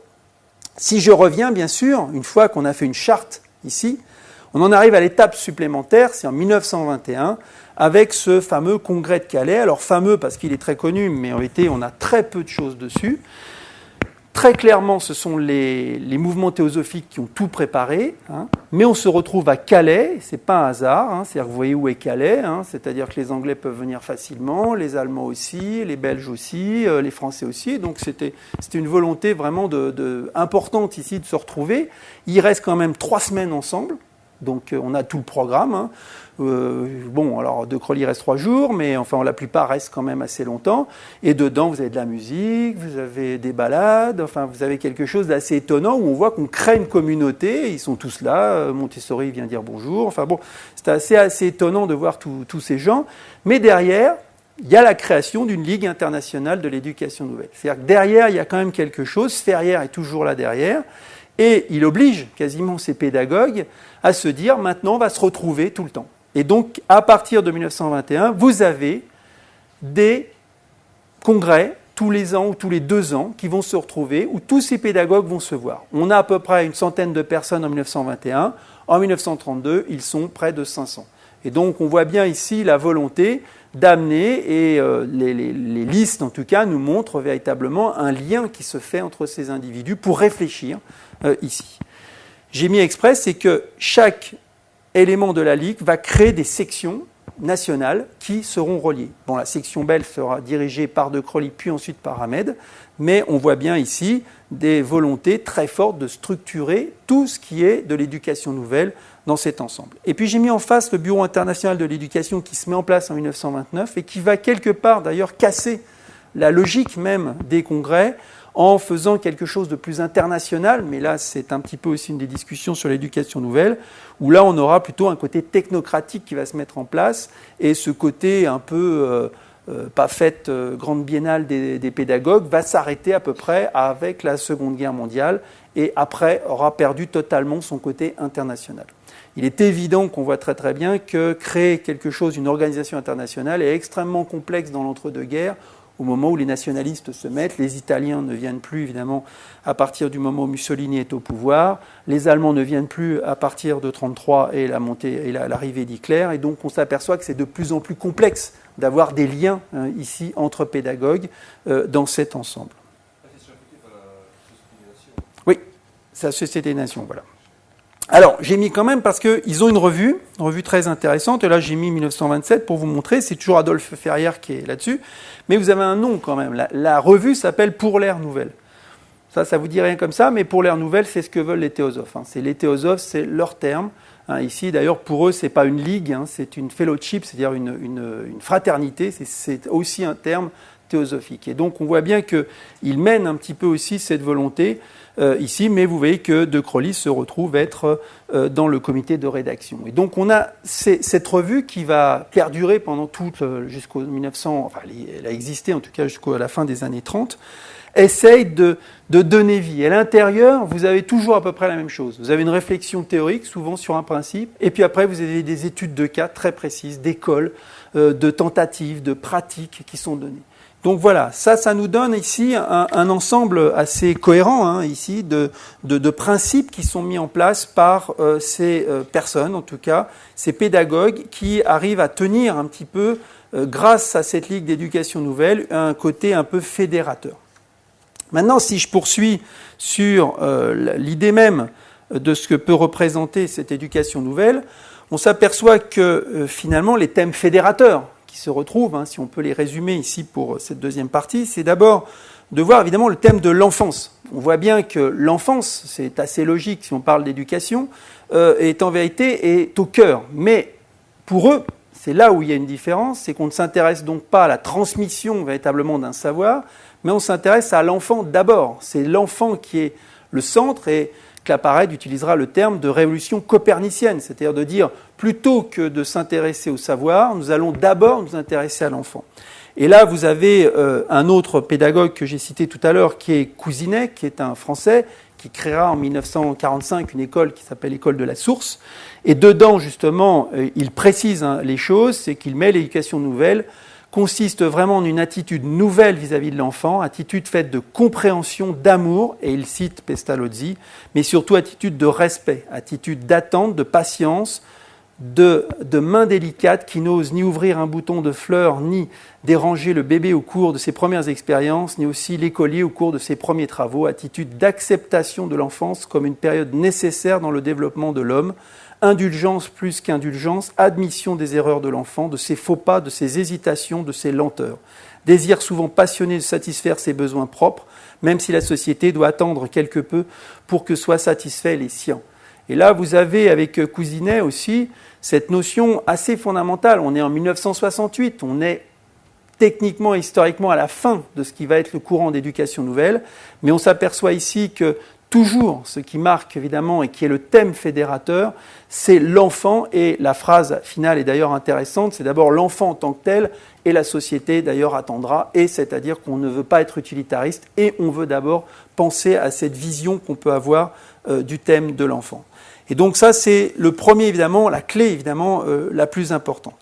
La deuxième, évidemment, si on résume un peu tout ça aussi, c'est la différence entre les méthodes traditionnelles et les méthodes naturelles, c'est-à-dire, là c'est le terme de Freinet, il utilise justement qu'il n'y a pas d'éducation nouvelle, il y a quelque chose de naturel. Donc, sous-entendu, évidemment, les autres ne sont pas naturels. Et là, on voit bien ce clivage, alors un clivage qui a toujours été noté par l'éducation nouvelle. Vous avez un très bon livre de Jean Housset qui vient de sortir et qui s'appelle « La pédagogie traditionnelle », où finalement il dit que lui, ça fait 40 ans qu'il pense à l'éducation nouvelle, qu'il n'arrive pas vraiment à la définir, et donc il va définir ce qu'est l'éducation traditionnelle, puisque c'est en vérité à contrario, et d'essayer de voir ça. Et ce qui n'est pas faux du tout, c'est qu'effectivement, il y a d'abord une critique de quelque chose. Certains pédagogues ne savent pas nécessairement ce qu'ils veulent, mais ils savent ce qu'ils ne veulent pas. Et là, avec Freinet, puisque vous avez une vision aussi très forte de Freinet, il met justement cette différence entre des méthodes traditionnelles sont spécifiquement scolaires, créées, expérimentées et plus ou moins mises au point dans un milieu scolaire qui a ses buts, ses modes de vie, de travail, sa morale, ses lois, ses buts, etc. Et on voit bien qu'au contraire, ce qu'il juge justement irrationnel, c'est cette structure scolaire. Et là, vous avez cette critique majeure ici de tous ces pédagogues d'éducation nouvelle. Et c'est pour ça que vous avez vu que j'ai fait exprès de ne pas commencer par une définition, parce que souvent, on en arrive à être un peu coincé quand on a défini, c'est-à-dire que l'éducation nouvelle est à la fois compris comme une forme spécifique, historique, mais on voit que c'est aussi assez atemporel, c'est-à-dire lutter contre ce côté d'une structure qui existe, et Freinet, justement, va être éliminé de cette structure, puisqu'on l'obligera à démissionner de l'éducation nationale, enfin de l'instruction publique française, et il voit bien ce qu'il reproche, c'est cette forme scolaire frontale où un enseignant, maître à bord, seul à bord, en vérité, va développer des notions et va transmettre ce savoir à un public, en tout cas ici, d'enfants. Et donc on voit bien que là, c'est là où la révolution copernicienne est voulue. Ici, c'est dit avec beaucoup de force par Freinet, mais c'est dit avec plus ou moins de force, mais en tout cas avec tous la même conviction, chez l'ensemble de ces pédagogues. Et puis, dernière chose, évidemment, je reviendrai un petit peu tout à l'heure, enfin, c'est la prochaine fois, c'est évidemment la notion des besoins et des intérêts. On voit très très bien que derrière cette notion de l'enfant, il faut bien voir, certains pédagogues parlent de l'intérêt de l'enfant, ce qui est toujours un peu délicat du point de vue historique, parce que, je vous l'ai dit tout à l'heure, il y a aussi un intérêt de l'État. L'État a intérêt qu'un enfant soit bien portant et soit un bon travailleur. Donc si on lit bien, il faut toujours se méfier. Mais là, il y a cette volonté quand même de parler des besoins et des intérêts de l'enfant avant tout, comme ici. Et c'est Dewey là qui beaucoup appuie sur cette notion, et d'où son influence d'ailleurs sur tous les pédagogues d'éducation nouvelle, pour essayer de comprendre ce qu'est un besoin et ce qu'est un intérêt. Et ça, et bien sûr, c'est une clé qu'il faudra voir la semaine prochaine, puisque De Crowley s'est attelé particulièrement à cette notion d'une définition véritablement et d'une structure de ce qu'est un centre d'intérêt et comment créer des intérêts, ce qui est évidemment quelque chose qu'il faudra voir précisément dans ce qui est dans une pratique. Autre élément évidemment noté, si vous voyez ici par tous ces pédagogues, c'est la notion d'initiative, de liberté. C'est pour ça que j'ai placé tout à l'heure le courant libertaire. Évidemment, le courant libertaire va beaucoup appuyer sur la notion d'autonomie et de responsabilité. Et l'ensemble des pédagogues d'éducation nouvelle va essayer de montrer comment un enfant actif est d'abord un enfant qui est autonome et responsable. Et là aussi, la notion de self-government est souvent utilisée, de république d'enfants, de conseil d'enfants. Tous utilisent ces termes pour essayer de montrer comment l'enfant va, au sein d'un établissement ou d'une communauté, pouvoir développer à la fois son autonomie et sa responsabilité. Et dernière chose, évidemment, qui est sous-entendue à tout ça, c'est si on veut un enfant qui ait des besoins, ses intérêts, les développer, comprendre en tout cas l'inverse de ce que l'on veut, il faut une école qui soit ouverte. Et ouverte, évidemment, le mot est souvent dit, ouverte à la vie, et donc l'idée de faire être dans la vie. Et là, j'ai pris quelques exemples, c'est quand on regarde les photographies de l'époque, on se rend compte à chaque fois des visions. Il faut penser à l'époque, qu'est-ce qu'on voit? On voit un enseignant dans une classe. Là, qu'est-ce qu'on voit avec eux? Jamais. Là, vous avez donc Ovid de Crowley, photo très classique, mais qui essaye de montrer à chaque fois, en tout cas, un pédagogue au milieu. Photo quand même bien mise en scène aussi, mais en tout cas, qui essaye de montrer, il a un animal dans la main, etc. Donc tout ce qu'on veut montrer. Ils sont à l'extérieur, etc. Ils ont l'air très intéressés. Donc voilà, les photos d'Amélie Hamed sont la plupart du temps à peu près comme ça. Ici, je vous ai montré, ici c'est une autre image de Montessori, mais pareil. Alors là, Montessori va aussi beaucoup développer là, dans des sortes de cartes postales pour faire connaître ses écoles, faire connaître à l'intérieur, ce qui est important, et ça, c'est une des forces d'ailleurs du mouvement montessorien. Et là, dans cette image, qu'est-ce qu'on voit? On voit aussi des enfants, ils jouent, mais ils sont à l'école. Donc on a ici un élément qui d'ailleurs, si on regarde, ressemble à une école maternelle actuelle. Le problème, c'est que là, on est quand même en 1915, donc là le contraste est fort. Il faut aussi se remettre dans son contexte, et on voit d'ailleurs l'influence, véritablement. Et ça nous montre un peu ce que j'ai essayé de vous dire tout à l'heure, c'est la difficulté quand on parle d'un régime, d'une critique d'une école traditionnelle, c'est que l'école traditionnelle, elle a aussi changé, et je terminerai tout à l'heure. Et donc on voit bien que l'évolution entre les deux, c'est difficile toujours de faire entre les deux. Ici, avec Montessori, pareil, on ne voit pas de maître, on voit évidemment des enfants qui ont des activités, qui font quelque chose, qui sont en action, et ça aussi, c'est l'image typique de ce que veut donner l'éducation nouvelle. Là, c'est un peu flou, c'est bête, mais c'est une image aussi importante. Là, c'est de la ruche de Sébastien Faure. Là aussi, on est en 1908.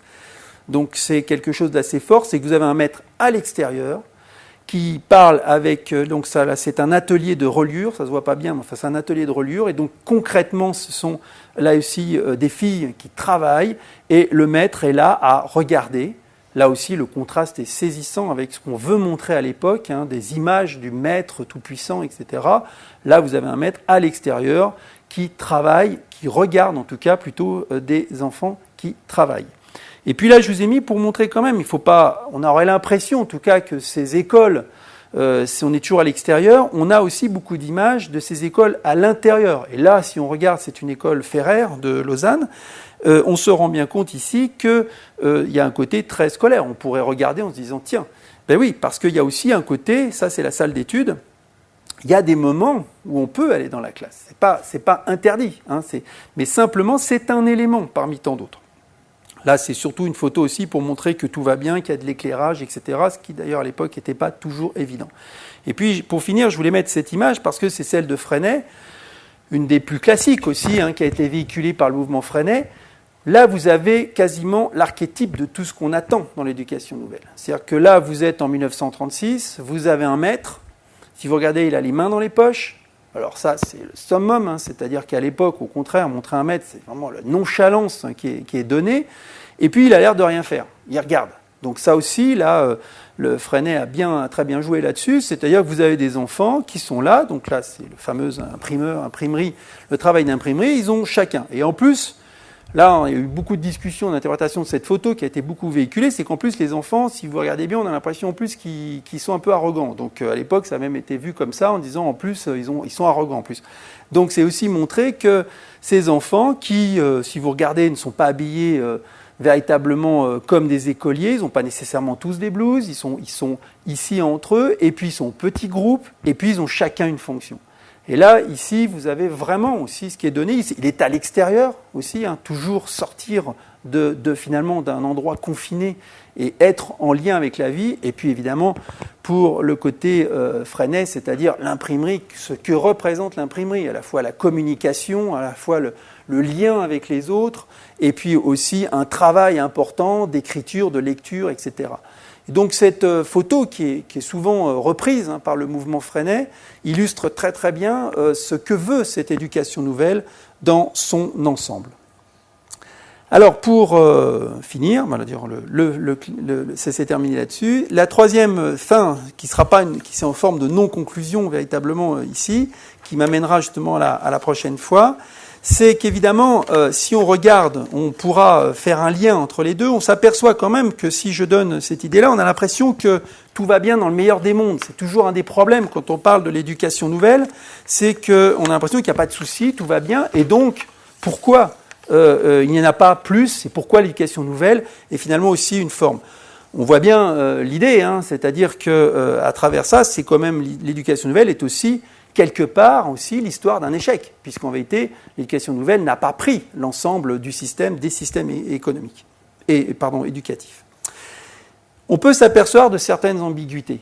Et donc là, il faut les citer un peu avant d'arriver à la fin. Une des ambiguïtés très claires, véritablement ici, c'est que si on regarde ces pédagogues ici avec leurs enfants, on ne sait pas, et c'est là où je n'ai pas eu le temps, mais je vous ai montré quand même qu'il y a un mouvement libertaire, il y a un mouvement ici de Moulins, là, c'est quand même de la droite libérale, presque monarchiste. Donc vous avez ici quelque chose, c'est que ces mouvements n'ont pas idéologiquement une véritable logique. C'est-à-dire que ces pédagogues, quand ils se retrouvent, certes, ils parlent pédagogie, mais souvent, ils ont du mal à parler de transformation de la société. Niels a une idée de la transformation de la société, pas du tout celle de Béatrice Ensor, qui n'est pas celle de De Crowley qu'on connaît moins, qui n'est pas celle non plus de Montessori, qui des fois s'accointe avec des gouvernements un peu dictatoriaux. Donc ça veut dire qu'ici, vous avez quelque chose qui est important dans cette ambiguïté, c'est que ces pédagogues qui parlent pédagogie ont aussi une difficulté à penser la transformation d'une société par leur pédagogie, et c'est évidemment une complexité ici, et c'est d'ailleurs des désaccords, et si je dis que la Seconde Guerre mondiale, et la première avait été, mais la deuxième est une véritable rupture, c'est que c'est aussi une rupture idéologique. Il est évident que Freinet refusera d'aller avec des pédagogues qui auraient au moins été indifférents ou auraient accepté l'occupation. Il est évident que la rupture en 1945 est extrêmement forte. Henri Wallon est quand même un des dirigeants du Parti communiste et il n'accepte pas du tout qu'on puisse d'un seul coup penser cette éducation nouvelle autrement ici que du point de vue progressiste. Mais il faut penser que quand on pense aux écoles des Roches, c'est une école quand même extrêmement élitiste. Deuxième ambiguïté, véritablement, c'est que beaucoup aussi n'ont pas totalement réfléchi à la notion, en vérité, de eux-mêmes avec les enfants. C'est-à-dire qu'on voit bien qu'ils ont pensé la relation du maître en disant le maître doit moins, mais toutes ces personnes que je vous ai citées sont souvent des personnages charismatiques. Niels, c'est un vrai problème. On sait très bien qu'il a eu beaucoup de controverses, il est extrêmement autoritaire, Tolstoï aussi. Tous ces personnages sont des fortes personnalités. Donc ça veut dire aussi que quelque part, ils prônent un maître qui se mettent un petit peu en retrait, mais ne sont pas tout à fait clairs. C'est-à-dire que de ce côté-là, non seulement ils ne sont pas clairs de ce côté-là sur cette notion de l'emprise que peut avoir, charismatique qu'ils peuvent avoir, côté gourou quelque part, entre guillemets, Steiner, il y a des éléments un petit peu qui peuvent s'y retrouver. Et puis de l'autre côté aussi, en disant ça, ça veut dire que souvent, quand on a ce côté charismatique, on a du mal à préparer sa suite. Et ça, j'y reviendrai, c'est un vrai problème. C'est-à-dire à la mort du fondateur, comment faire pour perpétuer cette idée-là? Il tient seul, souvent. Vous remarquez qu'il y avait beaucoup plus d'hommes que de femmes, mais Montessori, c'est pas quelqu'un de facile non plus, et c'est vrai qu'elle a mieux préparé un petit peu la suite, mais en tout cas, c'est une vraie complexité. À la mort du fondateur, vous avez souvent l'école en elle-même qui meurt avec son fondateur.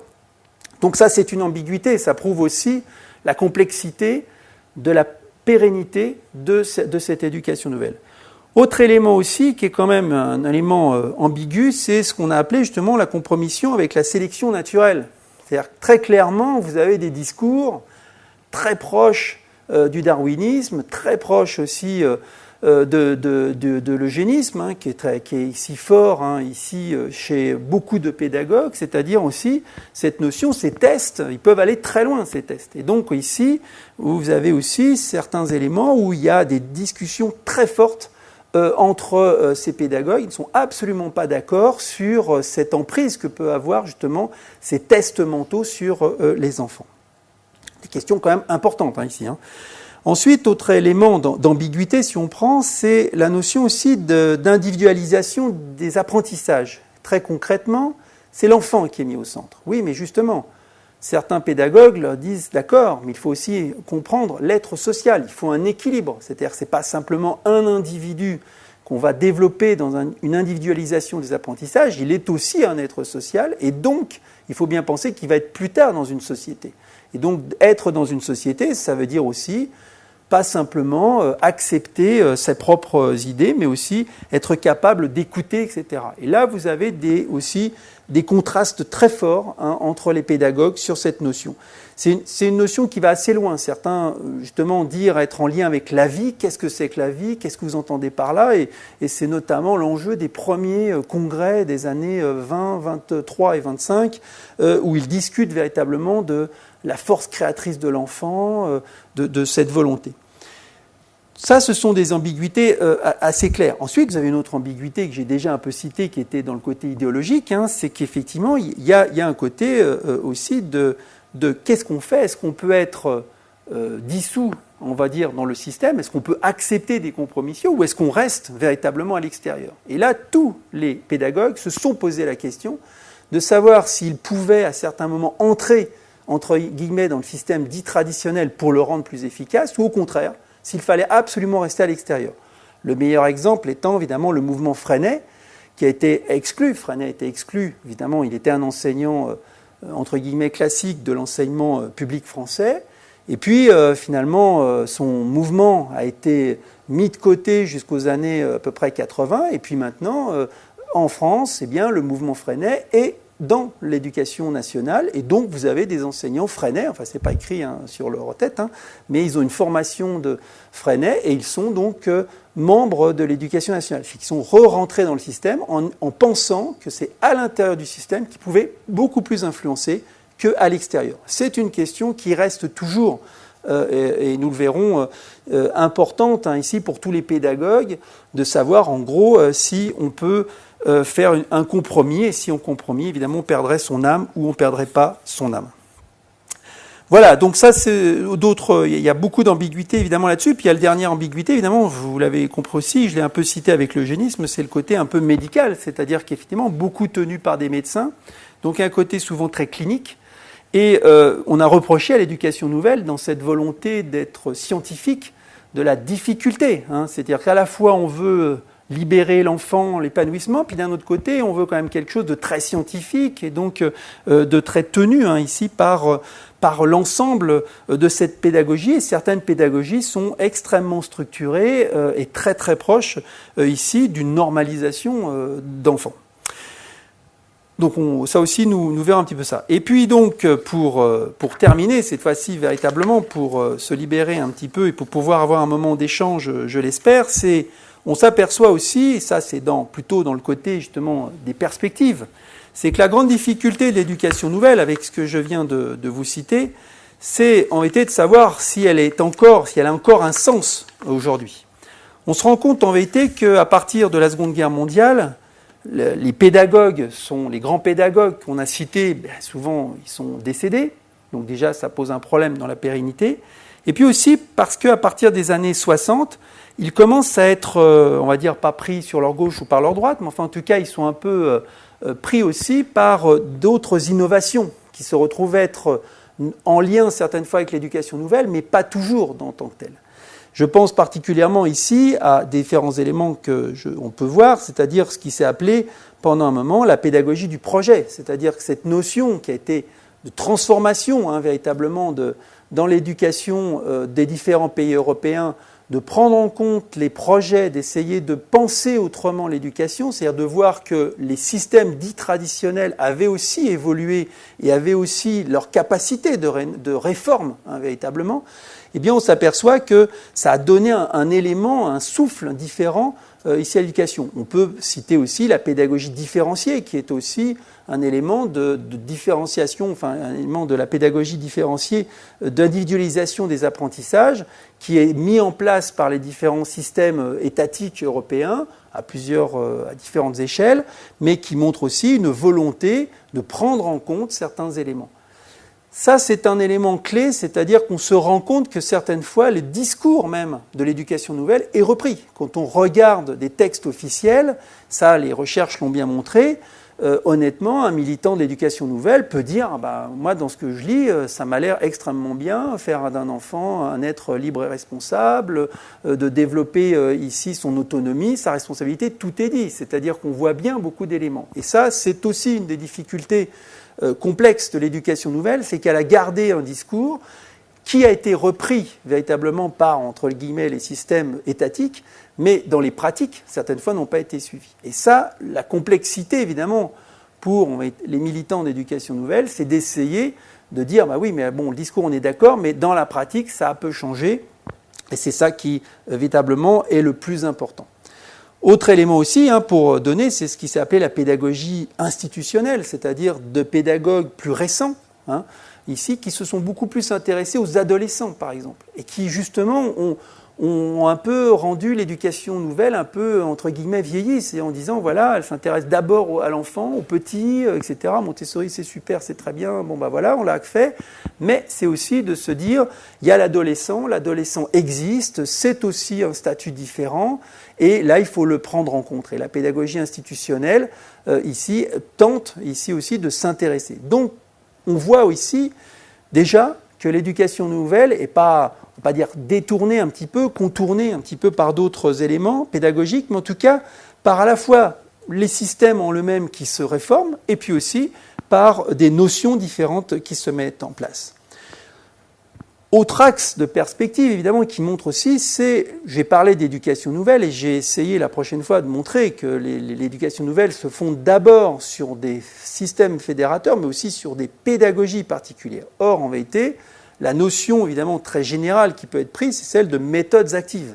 Et là, on arrive à un problème de termes, c'est-à-dire que quand on parle d'une pédagogie d'éducation nouvelle, certaines fois, on parle de pédagogie innovante, d'école active, de méthodes actives, mais là, ce n'est pas tout à fait la même chose. C'est-à-dire qu'on voit bien que souvent, il y a une espèce de confusion qui est faite, c'est-à-dire qu'on peut rendre efficaces certaines choses, mais on voit bien que les pédagogues d'éducation nouvelle vont beaucoup plus loin. C'est-à-dire que ce qu'ils proposent, c'est de déstructurer véritablement les disciplines scolaires comme on les connaît, et ça, ce n'est pas simplement une notion d'éducation, de méthodes actives. Et là, on voit bien, et ça sera une discussion qui reste d'ailleurs toujours complexe, en vérité, à la fois au niveau de la recherche, mais aussi des pédagogues et des écoles et des discussions, c'est-à-dire que est-ce qu'on doit suivre une pédagogie avec le côté fermé qu'elle peut avoir, mais aussi avec ce côté structurant qu'elle peut avoir, ou si on peut s'ouvrir à des méthodes actives qui, évidemment, s'ouvrent véritablement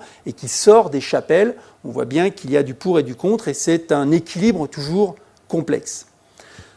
Dernier, encore une fois, mais je dis toujours dernier, mais enfin je vous en rajoute une à chaque fois, élément, c'est aussi de savoir le côté de l'école. C'est-à-dire qu'on se rend bien compte que la nouveauté depuis 20 ans, c'est que l'école n'est plus le dépositaire du savoir général d'un enfant. Donc on s'aperçoit que l'école est un élément parmi tant d'autres. Et donc ici, penser l'éducation nouvelle, c'était penser hors et dans l'école, mais on voit bien ici que c'est une réflexion qui est encore aujourd'hui d'actualité. On s'aperçoit bien que c'est aussi penser le poids d'une institution, d'une école, d'une structure dans notre société. Et ça, véritablement, c'est là où, j'allais dire, on voit bien le côté ouvert qui peut être fait à l'éducation nouvelle ici, mais qui est aussi une réflexion qui doit rester complet. Et puis, dernier élément, là, véritablement le dernier, c'est évidemment sur les parents, c'est-à-dire qu'on s'aperçoit que l'acteur qui a été oublié ici quand on parle, c'est que l'éducation nouvelle s'est intéressée aussi aux parents. Or, les systèmes traditionnels avaient tendance à se faire contre les parents. Et on voit bien là que l'éducation nouvelle a aussi influencé, mais a encore du travail ici, c'est montrer l'importance de l'acteur parent au sein justement de l'établissement scolaire, mais aussi au sein de l'éducation d'un enfant si on le prend dans sa totalité. Bref, tout ça pour dire que, évidemment, à la fois, on a historiquement, si vous voulez, l'éducation nouvelle, si on prend apparaît au 19e, fin du 19e, et se finit finalement au milieu des années 60, on voit bien des résurgences, et quand on parle même de l'enseignement rénové en Belgique dans les années 70, c'est bien aussi une tentative de dire qu'il y a un héritage ici qui peut être fait dans un système public, mais on s'aperçoit bien qu'aujourd'hui, évidemment, cette notion d'éducation nouvelle est bien marquée par ces pédagogues et a du mal, certaines fois, à ouvrir véritablement sur un système alternatif complet, même s'il y a un intérêt véritable, clair, depuis quelques années. Et ça, c'est vraiment la conclusion, qui est une fausse conclusion pour la prochaine fois, c'est qu'évidemment, ces pédagogies nouvelles, si elles veulent aussi se maintenir et se développer, c'est la question de leur évaluation. C'est-à-dire qu'on voit que plusieurs recherches actuelles s'intéressent à comment évaluer les résultats et l'efficacité de ces pédagogies. 2 thèses sont sorties coup sur coup l'année dernière qui s'intéressent véritablement à savoir le suivi et le devenir d'enfants issus d'écoles justement d'éducation nouvelle et de voir un petit peu comment, en vérité, leur suivi, leur succès, entre guillemets, dans la société, va permettre de montrer l'efficacité de ces écoles. Et ça, c'est un élément important. Et là, je donnerai juste l'exemple pour finir, c'est de Freinet, puisque la pédagogie Freinet a même décidé, puisqu'elle sentait dans les années 2000 un petit peu être mis un peu au banc, en vérité, en France, eh bien, elle a décidé de prendre, dans le nord de la France, près de Lille, une des circonscriptions les plus difficiles de France, de demander aux inspecteurs d'accepter les mutations d'enseignants freinais et d'être observés par les chercheurs de l'Université de Lille qui, pendant des années, ont observé à la fois le résultat de cette école, enfin plusieurs écoles freinais et aussi des écoles autour.